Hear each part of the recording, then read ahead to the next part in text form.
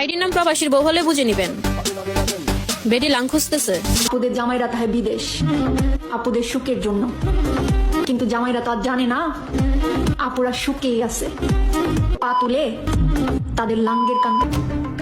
জীবিকার তাগিদে পরিবার পরিজন ও মাতৃভূমির মায়া ত্যাগ করে বিশ্বের বিভিন্ন দেশে কর্মরত রয়েছেন প্রায় 2 কোটি বাংলাদেশি। তাদের পাঠানো রেমিটেন্স দেশের অর্থনীতিতে গুরুত্বপূর্ণ ভূমিকা রাখে।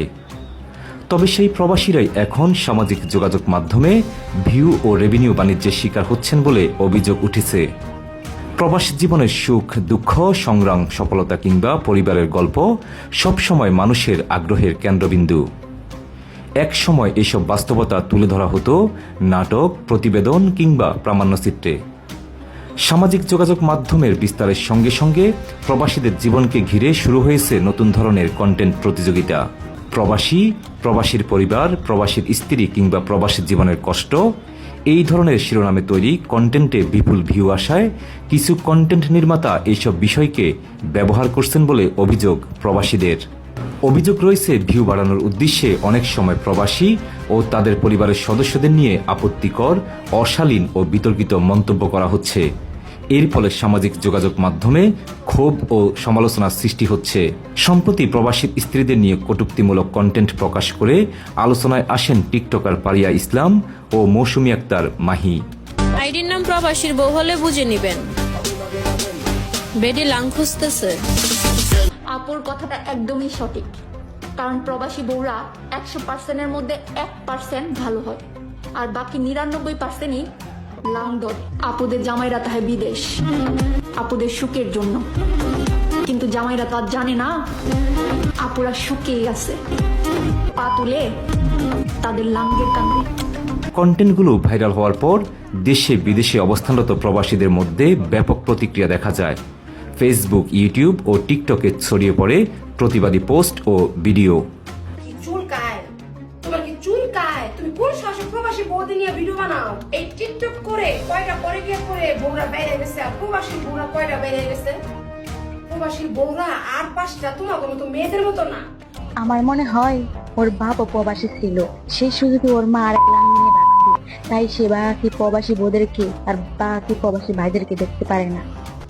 প্রবাসীদের বউদেরকে নিয়ে কটূক্তি করা, প্রবাসীদের মা বোনদেরকে গালি দেওয়া, এর বিরুদ্ধে যদি সরকার কোনো পদক্ষেপ না নেয়, আজ থেকে আমার মতো কেক রেমিটেন্স বন্ধ করে দিবেন। কমেন্ট বক্সে সারা দেন। প্রবাসী পরিবারদেরকে নিয়ে টিকটকারদের এই সমস্ত হীন মন্তব্যের আমরা রিয়াদ প্রবাসীদের পক্ষ থেকে তীব্র নিন্দা জানাচ্ছি।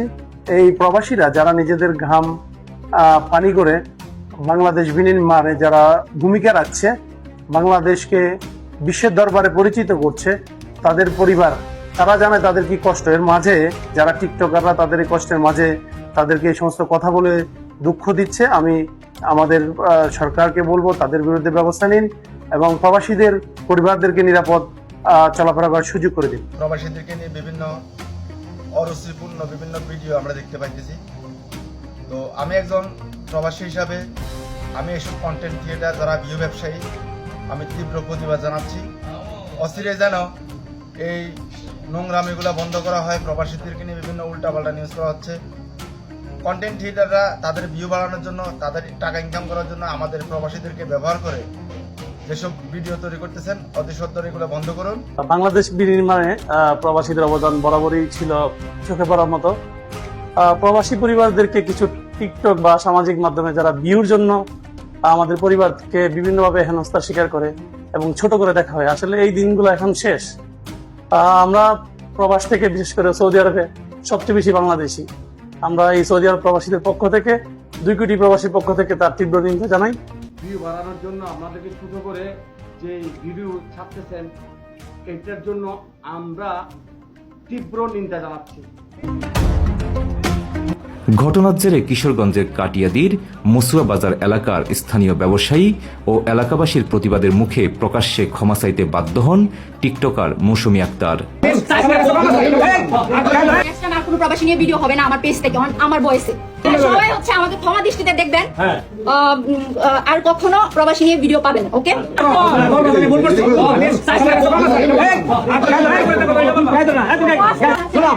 যদি নেক্সট টাইম এরকম কিছু হয়, তোমার অতীত অনিন্দ হয়েছে এবং আমি নিজ দায়িত্বে তোমার হেল্প করছি, এটা এরকম না হয় তোমার আব্বুর দিকে তাকায়, ঠিক আছে? তুমি তারপরে এরকম কাজ করছো, নেক্সট টাইম যেরকম হয় তাহলে তোমার মুখ থাকতে পারবে না। আমি ফাইরে ইসলাম, আমি একটা বয়স দিছিলাম যে আইডি নাম প্রবাসীর বউ হলে বুঝে নেবেন। তো এই বয়সটা দেওয়ার পরে অনেক প্রবাসী ভাইরা আমার নিয়ে ট্রোল করতেছিলেন, মজা করতেছিলেন। আমি আইডি নাম প্রবাসীর বউ বলেছিলাম, ভাইয়া বলিনি। আপনারা কিন্তু বউ ছিলেন না, ভাইয়া ছিলেন। তারপর আমার নিয়ে মজা করতেছিলেন, অনেক অনেক রোস্টিং করতেছিলেন। তারপরে কিন্তু আমি মাত্র 2টা বয়স দিচ্ছি, 2টা বয়স আপনারা নিতে পারেন, পুরো সবাই হ্যাং হয়ে গেছেন। তো যখন রোস্টিং করতেছিলাম তখন কি মনে ছিল না যে আমি যখন জবাব দেবো সেগুলো নিতে পারবেন কিনা? তো যাই হোক, আমি 2-3টা বয়স দিয়েছিলাম। তো এই বয়সের কারণে আমি ক্ষমা চাইতেছি প্রবাসী ভাই এবং ভাবিদের কাছে, সবার কাছে ক্ষমা চাইতেছি যে আপনারা আমাকে ছোট বোনের মতো ক্ষমা করে দিবেন। ব্রাদার্স, ওরা কি ভুলে গেছে আমি কিশোরগঞ্জ জেলা সহ প্রবাসী পুরা দমে কাঁপাইছি সিগমা বয়েস দিয়া। অনেক প্রবাসীর দাবি শুধুমাত্র ক্ষমা প্রার্থনা নয়, এমন ঘটনার পুনরাবৃত্তি ঠেকাতে প্রয়োজন কার্যকরী আইনি ব্যবস্থা। প্রবাসীদের অভিযোগ, অতীতেও তাদের নিয়ে বিভিন্ন ধরনের বিতর্কিত ও অপমানজনক কন্টেন্ট ভাইরাল হয়েছে, কিন্তু বেশিরভাগ ক্ষেত্রেই দৃশ্যমান কোনো শাস্তি না হওয়ায় কিছু কন্টেন্ট নির্মাতা আরও বেপরোয়া হয়ে উঠেছেন। তাদের মতে যারা দেশের জন্য বৈদেশিক মুদ্রা অর্জন করেন তাদের সম্মান ও মর্যাদা রক্ষায় রাষ্ট্রের আরও সক্রিয় ভূমিকা প্রয়োজন। সামাজিক যোগাযোগ মাধ্যমে মত প্রকাশের স্বাধীনতা থাকলেও সেটি যেন কোনো ব্যক্তি, পরিবার বা একটি বৃহৎ জনগোষ্ঠীকে অপমান করার হাতিয়ার না হয়, এমনটাই মনে করেন প্রবাসীরা। তাদের দাবি, ভিউ আর রেভিনিউর আশায় যারা প্রবাসী ও তাদের পরিবারকে নিয়ে অশালীন কন্টেন্ট তৈরি করেন তাদের বিরুদ্ধে দ্রুত কার্যকর ব্যবস্থা নিতে হবে।